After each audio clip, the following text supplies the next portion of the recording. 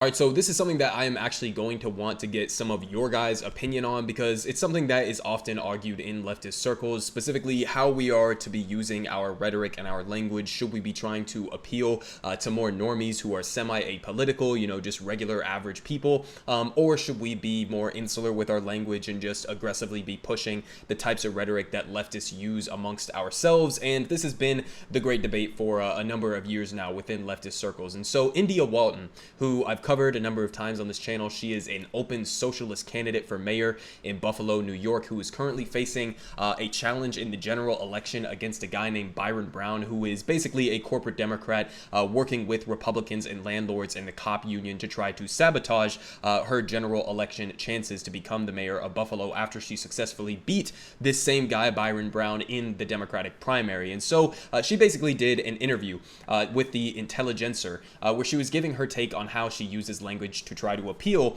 to a broad range of voters, basically. And so I thought it was interesting what she had to say here. And then again, I'd like to give your guys thoughts or get your guys' thoughts after I give my take on this. But here's what she had to say. But Walton, as she navigates a treacherous final stretch, is less willing to take on the cultural battles of the squad. And though she has campaigned on reallocating money from the police budget to social services, she appears wary of the language activists have employed, especially as Brown and his surrogates hammer her over the issue. And she would rather eschew certain jargon and practices popular with the college-educated left, arguing that working-class voters may not understand why some people might introduce themselves by stating their pronouns. She says, quote, "I'm not that woke," Walton said with a smile. "I've learned a lot over the last year, and I also believe in meeting people where they are." She says, if you are a member of the DSA or ultra-progressive, your friends are going to tend to have the same political leanings, she said. So we use certain terminology when we speak with one another, which is not resonant with average working class folks. And anyone who uses the word defund, you can never make it sound like a positive thing because you haven't taken the time to explain what that actually means, right? It doesn't mean we're going to rid ourselves of the entire police force. And she finishes here saying that Walton invoked her experience as a nurse. Medical professionals have language that they use with each other's, but that is not how they might talk to a patient. And she says, quote, "We have industry language and we have lay language. A lot of language that we use in progressive circles is industry language, and we have to begin to use more lay language and begin and being a lot more patient with people when they don't understand it." Okay, so overall, I kind of agree with what she's saying here, right? As a member of somebody who is in leftist circles, especially online leftist circles, okay, we use incredibly insular language. This is something that I am guilty of. It's something that pretty much all leftists who participate in online discourse are guilty of, okay? We all have our insular little echo chambers that we like to stay comfortable within. And the reality is, if you ever talk to some people who are not on Twitter 24/7 or not watching YouTube commentary like my videos or other leftist content creators, then you might not be aware of the nuanced arguments behind a phrase like defund the police. And so I kind of understand where she's coming from in terms of how we are going to be using or weaponizing the types of rhetoric that we use when talking to just average, regular working class people, especially if you are a politician, right? I'm just some guy who gives my opinions online. And so I kind of assume that a lot of people who are actually watching my videos and consume my content, that they have some introduction into leftist politics. And so they kind of either have watched some of my videos in the past, or they've seen other political commentators like me who would give them a perspective on some of that rhetoric and language so that it wouldn't be so as abrupt, when I call Israel an apartheid state, or when I say that I support defund the police, or anything that to a normie who is not really deeply involved with these issues or understands them, those might seem radical at surface level until you actually describe it. And so that's where I kind of disagree with her on this, because understanding that she is a politician and there's a difference between a political commentator and a politician and the types of crowds that we are basically trying to appeal to, I still think that politicians like India Walton have a duty to not back away from the defund the police movement and have a duty to actually explain it. Like she was just saying there, defund the police may sound intuitively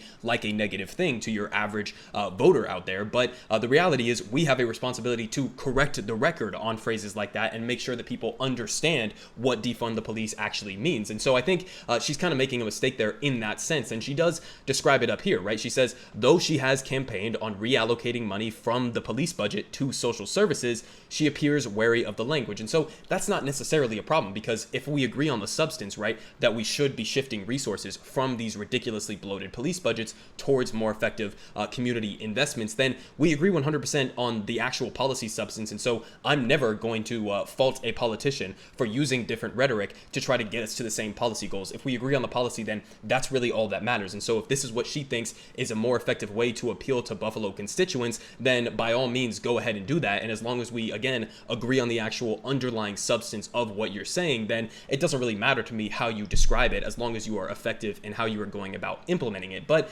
just to take defund the police as a particular example, because that's how she happened to bring it up, right? I was thinking about it, how do I normally have these conversations when I'm talking to people who are semi-apolitical or don't really know what defund the police is, or may even have a negative opinion initially of defund the police in that movement? Because I've talked in my personal life to liberals. I have liberal family members and friends and lots of people that I've been talking to about politics throughout my life that are liberals, that are conservatives, that are Trump supporters, etc. And I find that even phrases like defund the police, you can really get them to come to your side depending on how you are choosing to make these arguments. And so some of the things I just thought that I would bring up, that I usually bring up in discussions like this, I think it's good to introduce basically these topics with framing the current situation, the status quo, accurately, okay? Because typically when people think defund the police, they think, oh my God, you're going to make us less safe. You're going to make these police budgets, you're going to strip them of their resources, and they're going to be underfunded, when the reality is the status quo is what is actually radical, okay? And so here is what the status quo actually is. So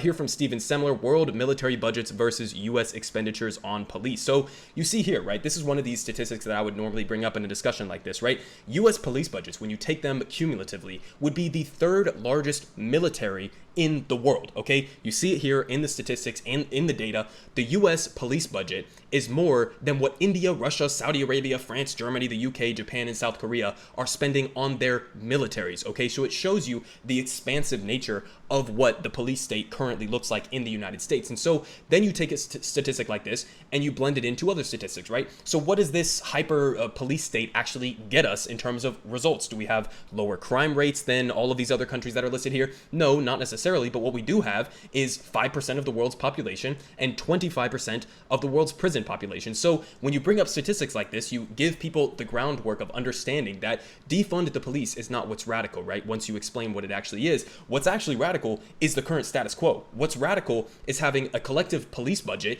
that is more than the next, 5, 6, 7 countries on the list combined, right? Or having a police budget that is the third largest military in the world or equivalent to that. What's radical is having 5% of the world's total population and 25% of the world's prison population. What's radical is having more people in a mass incarceration state than any other empire or country throughout human history as we have known it, okay? That is the situation that is actually radical. What's not radical is reallocating resources, as India Walton was just describing it, taking resources from those clearly objectively bloated police budgets and shifting those into things that people intuitively understand have a material effect on their lives, right? Education, healthcare, housing, after school programs, etc. Whatever it may be, whatever the most effective community-based programs could actually be. And guess what? Investing at the ground level does actually reduce crime. Improving people's material conditions does actually reduce crime. And so it really just gets down to a question, right? So this is how you could talk to a conservative in this sense, right? Because conservatives will say, oh, well, I don't want to defund the police because I don't want crime rates to go up, or I don't want, I don't want to go easy on criminals. Well, I honestly think, genuinely, as a leftist, as a socialist even, I think that we're the only people who are actually taking crime seriously. The people who are not taking crime seriously are the people who think that we should have 5% of the world's population and 25% of the world's prison population. That's not taking crime seriously. That's creating a mass incarceration state while ignoring the underlying factors of what is leading to crime. Believing that we should have police budgets that are so inflated that they are as large as the third largest military in the world, that's clearly not working in terms of lowering crime. What we do know actually legitimately does lower crime rates is investing in communities and addressing people's material conditions. That does reduce crime. And so this is what I'm talking about, in that you could have a conversation with a liberal, you could have a conversation with a conservative and frame these issues in different ways and appeal to the things that you know that they have priorities on. And when you get down to it, there's always going to be crazy people. There's always going to be people who are delusional and on the fringe and don't really care about data or statistics or any of these arguments. I'm not trying to pretend as if this is easy, but what I'm saying is there are different ways that you can frame these things depending on who you're talking to try to be more effective. And that's really what it comes down to, because again, if India Walton has a disagreement with how she wants to portray the defund the police movement to her constituents, as long as we agree on the underlying substance, it doesn't really matter, right? I mean, this goes for pretty much all policies. What matters is the policy substance. What matters a little bit less is how you are framing those policy discussions. But if you can do it in a way that appeals to a broad range of voters to get yourself elected or to get yourself into a position of power, then that's what really matters at the end of the day.